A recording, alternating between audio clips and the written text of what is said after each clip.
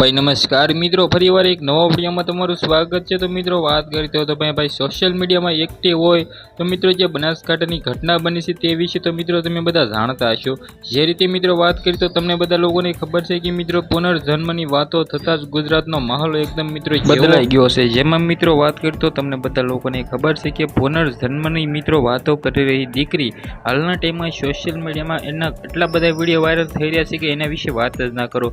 જે રીતે મિત્રો વાત તો ઘણા બધા લોકો એવું કહી રહ્યા છે કે ભૂકંપ આવ્યો તો આ રીતે મિત્ર એનું મૃત્યુ થયું છે। ઘણા બધા લોકો એવું કહી રહ્યા છે કે પીએમ મોદી સાહેબને મળવા ગઈ છે।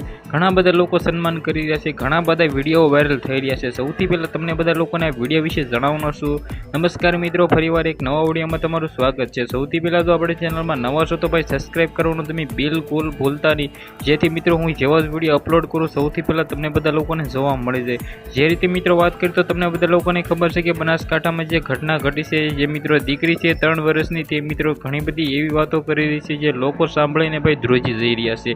કારણ કે મિત્રો આવી ઘટનાઓ તો ભાઈ તમે ક્યાંય કંઈક સાંભળતી હશે। કારણ કે મિત્રો સોશિયલ મીડિયામાં ઘણા બધા વિડીયો વાયરલ થઈ રહ્યા છે એ બિલકુલ ખોટા છે।